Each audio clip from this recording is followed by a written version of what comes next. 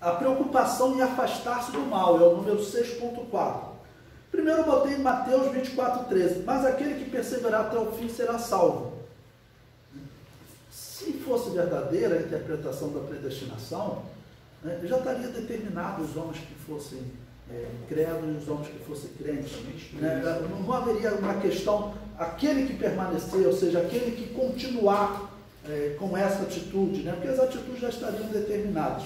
Segundo Timóteo 2,12, se sofrermos, também com ele reinaremos. Se o negarmos, também ele nos negará. Então você tem que ter uma preocupação em não negar a Jesus. Mas, na verdade, segundo o calvinismo, você não deveria ter essa preocupação, porque Deus teria determinado que você aceite. Todo mundo que está lá ouvindo a palestra dele, pode ter certeza, assim que eles falam. Eu citei um caso real aqui na cidade do Rio de Janeiro, mas todos eles falam, se você acredita no que eu falo, eles dizem, você é um filho da luz. Se você não acredita, você é um filho das trevas. Aí eu tenho que acreditar. As pessoas que não são preparadas, né, caem nessa heresia. Pois bem,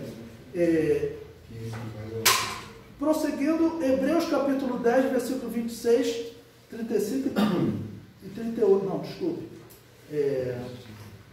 Hebreus 2, versículo 1. Portanto, convém-nos atentar com mais diligência para as coisas que já temos ouvido, para que em tempo algum nos desviemos dela. Então, olha, o homem tem que se preocupar em afastar-se do mal, em não se desviar. Hebreus 3,12. Vede, irmãos, que nunca haja em qualquer de vós um coração mau e infiel, para se apartar do Deus vivo. Né? Se a coisa partisse da ordem de Deus, independe, porque dizem todo coração é mau e todo mundo vai partir de Deus, só aquele que Deus predestina. Né? Mas aqui tem uma exortação, olha, não seja o vosso coração mau e infiel. O que Deus fez por você, seja fiel, você tem uma atitude. Tá bom? E depois também coloquei diversas outras referências.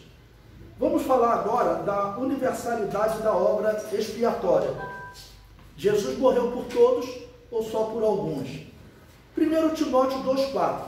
Por isso é bom e agradável diante de Deus, nosso Salvador, que quer que todos os homens se salvem e venham ao conhecimento da verdade. Tá bom? Então Deus quer que todos os homens se salvem. Romanos 2,11. Porque para com Deus não há acepção de pessoas. Deus quer que todos os homens se salvem e Ele trata todos os iguais. Não há acepção de pessoas. Deuteronômio 10,17. Pois o Senhor vosso Deus é o Deus dos deuses, o Senhor dos senhores, o Deus grande, poderoso e terrível, que não faz acepção de pessoas, nem aceita recompensas. Romanos 5,18. Pois assim como por uma só ofensa veio o juízo sobre todos os homens, todos serão julgados. Assim também por um só ato de justiça veio a graça sobre todos os homens para a justificação de vida. A questão qual é? A graça, como eu disse para vocês, é esse barco que eu comparo, tá ok? Que é a oportunidade de você se salvar. Então a graça veio sobre todos os homens, só que nem todos aceitam, tá ok? Por isso é que Isaías, né, ele diz que o meu servo justo, ele justificará muitos. Por quê? Justificar depende do homem crer. Então Deus não justificou a todos, Ele disponibilizou a salvação para todos. Mas para justificar, ó, abandona o oceano do pecado e vem para esse barco. Tem esses critérios. Ah não, eu quero continuar aqui, tá certo? Nesse oceano da desobediência, da incredulidade, e não quero servir a Deus, tá ok? Então, a graça é a oportunidade dele entrar nesse barco e se salvar. Então, a graça, claramente, o apóstolo Paulo diz, tá ok? Que ela é para todos. Um só ato de justiça veio a graça sobre todos os homens, tá ok? Para a justificação de vida. Por que nem todos foram justificados? Então, porque nem todos creram. Porque, como Jesus Cristo disse, aquele que crê e for batizado. Ok? Pois bem, e aqui eu coloco o número 7, uma pergunta. Pode um filho das trevas tornar-se filho da luz? Irmãos, esse texto aqui também anula completamente o pensamento de Agostinho de Calvino.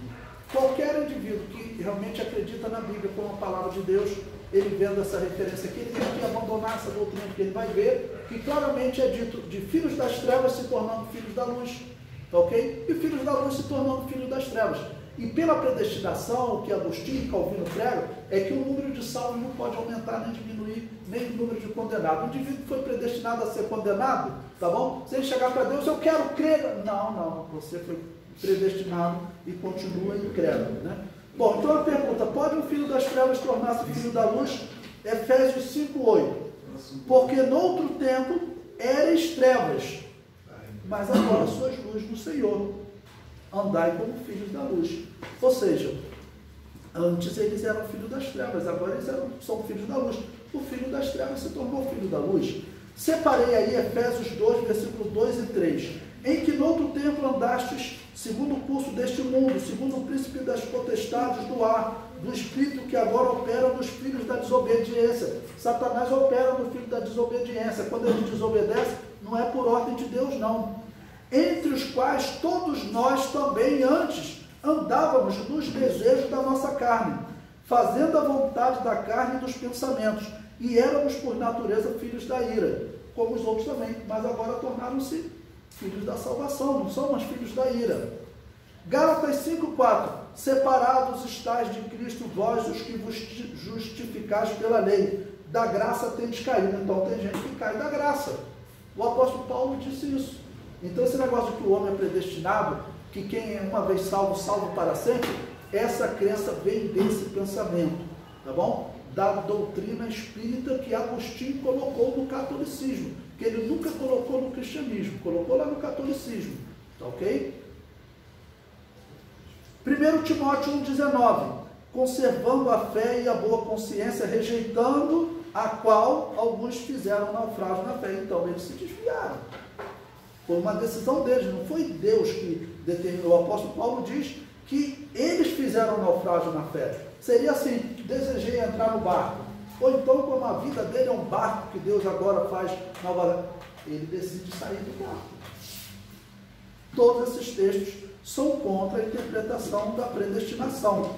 1 Timóteo 4:1. Mas o Espírito expressamente diz que nos últimos tempos apostatarão alguns da fé. O que é apostatar-se da fé? Apostatar da fé significa você acreditar que algo é verdadeiro, mas defender que algo é falso.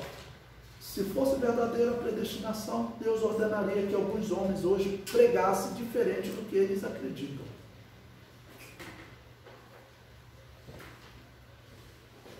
Tá bom? Então apostatarão alguns da fé, dando ouvido a espíritos enganadores e a doutrina de demônios. O apóstolo Paulo estaria errado, não seria a doutrina de demônios, seria a ordem de Deus. Porque tudo aconteceria por ordem de Deus. Mateus 13:18, presta atenção nessas duas referências. Olha só, Jesus Cristo diz, o campo é o mundo, a boa semente são os filhos do reino. Tá bom? Então quem são os filhos do reino? A boa semente, somos nós. Filhos do reino pode ser lançado no inferno? Jesus vai dizer que sim. Veja agora Mateus 8, versículos 11 e 12. Mas eu vos digo que muitos virão do Oriente e do Ocidente e assentar-se-ão à mesa com Abraão, Isaque e Jacó no reino dos céus. E os filhos do reino serão lançados nas trevas exteriores. Ali haverá pranto e ranger de dente. Por quê? Aqueles que eram filhos do reino se desviaram. Então não existe predestinação calvinista. Essa doutrina, ela é uma doutrina que é agressiva ao nosso Deus, não é verdadeira.